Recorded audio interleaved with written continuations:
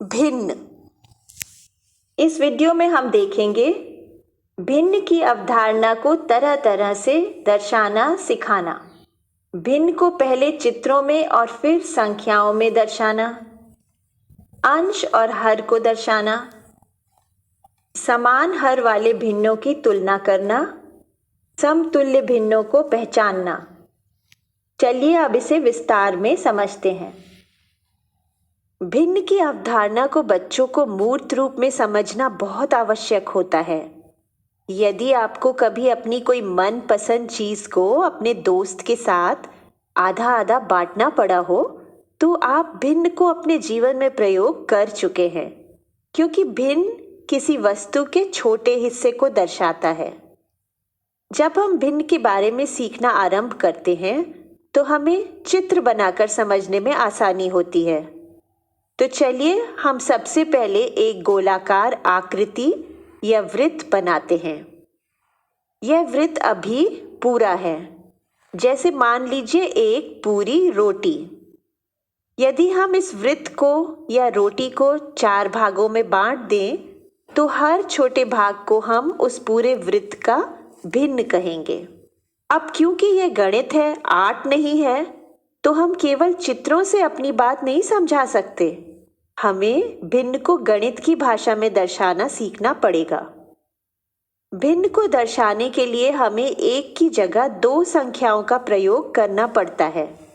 एक संख्या ऊपर और एक संख्या नीचे, और दोनों के बीच में एक रेखा। आपको पता है ना कि भिन्न को किसी इकाई के छोटे भाग दर्शाने के लिए प्रयोग किया जाता है। तो जो संख्या नीचे लिखी जाती है, वो यह दर्शाती है कि उस इकाई को कुल कितने भागों में विभाजित किया गया है। इसे हम हर कहते हैं। और जो ऊपर वाली संख्या है, वह दर्शाती है कि उन सब भागों में से कितने भाग हमारे पास हैं, या हम कितने भागों की बात कर रहे हैं। इसे हम अंश कहते हैं। तो चलिए हम इस भिन्न को संख्याओं में लिखते हैं। उदाहरण के लिए हम एक वृत्त लेते हैं। इस वृत्त को हमने 4 भागों में विभाजित किया, तो रेखा के नीचे लिखी जाने वाली संख्या होगी 4। और क्योंकि अभी ये पूरे 4 भाग हमारे पास ही हैं, तो हमारी रेखा के ऊपर वाली संख्या भी होगी 4। यानी हमारे पास 4 में से 4 भाग हैं। अर्थात अभी हमारे पास पूरा वृत्त है। लेकिन अगर कोई आए और हमसे 4 में से 1 भाग मांग कर ले जाए, तो क्या होगा? क्योंकि यह वृत्त 4 भागों में बटा है, तो भिन्न की नीचे वाली संख्या तो 4 ही होगी। और इन 4 भागों में से हमारे पास 3 ही भाग बचे हैं, तो ऊपर वाली संख्या हो जाएगी 3। अर्थात हमारे पास अब वृत्त का 3/4 भाग है। एक और उदाहरण से समझते हैं। जैसे हमारे पास एक आयत है, और उस आयत को हम 8 भागों में विभाजित कर देते हैं। क्योंकि 8 भाग हैं, इसलिए भिन्न की नीचे वाली संख्या होगी 8।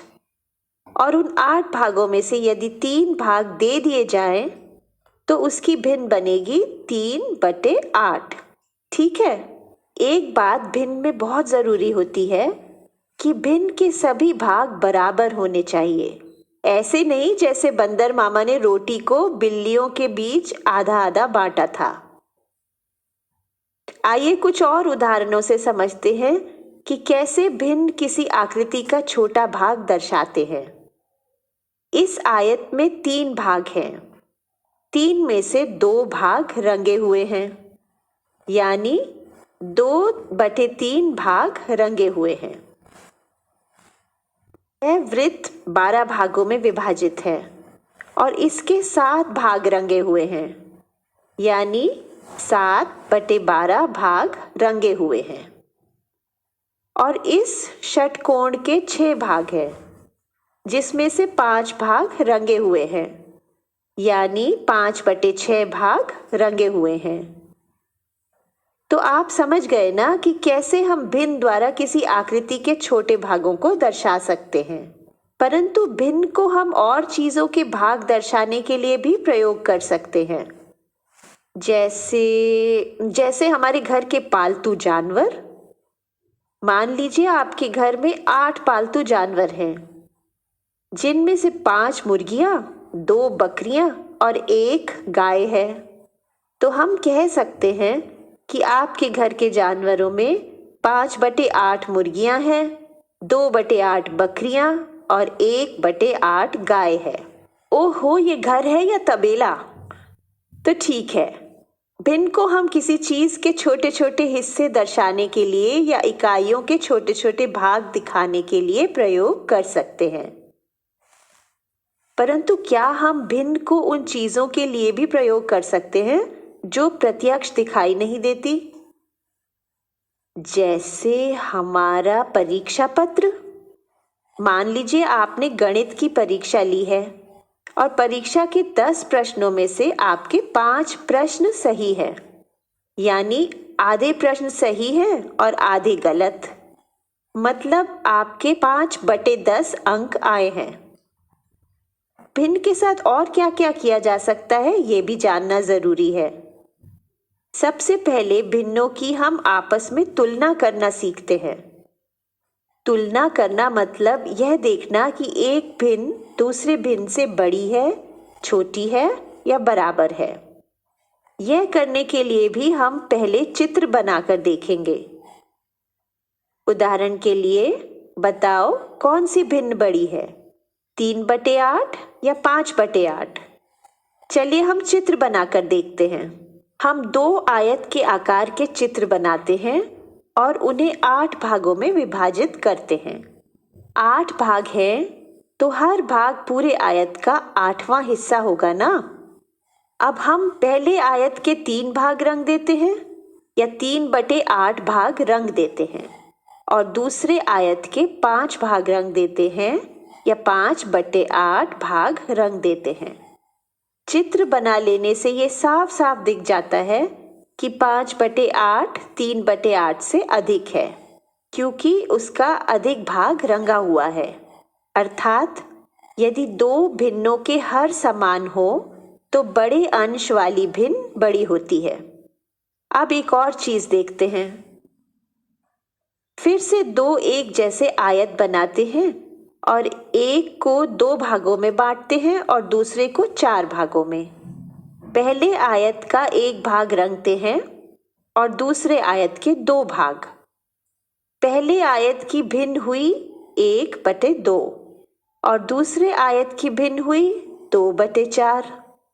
अब दोनों को एक के ऊपर एक रखकर देखते हैं, कौन सा बड़ा है और कौन सा छोटा।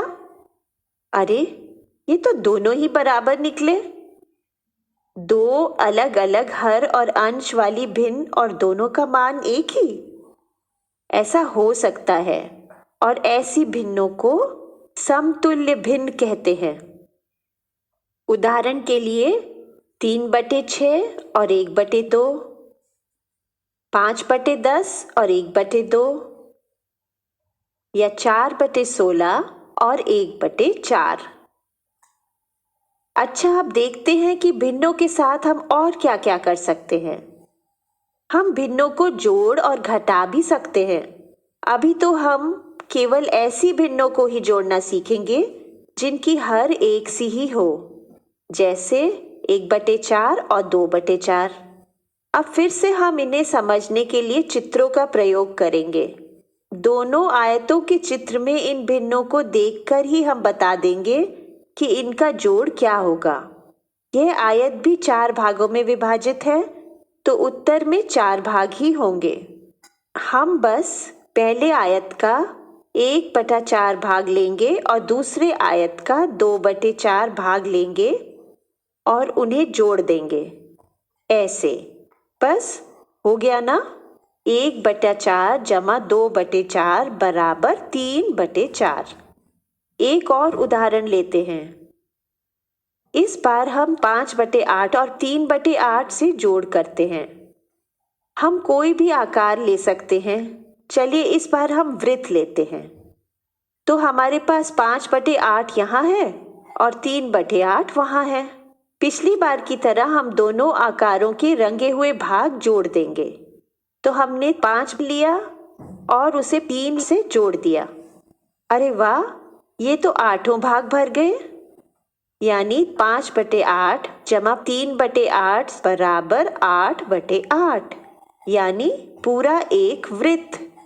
इसे ऐसे भी लिखा जा सकता है, 5/8 जमा 3/8 बराबर 8/8, या 3 जमा 5/8 बराबर 8/8।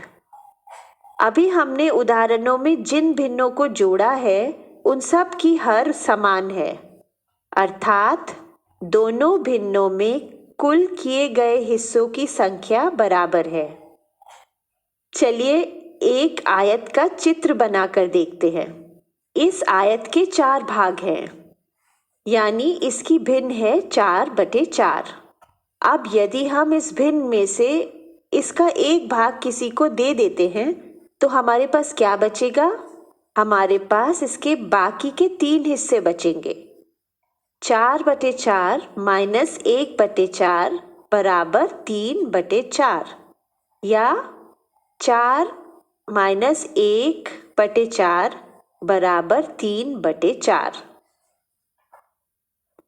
इस कक्षा में हम केवल समान हर वाली भिन्नों के बारे में ही सीखेंगे और उनका खूब अभ्यास करेंगे।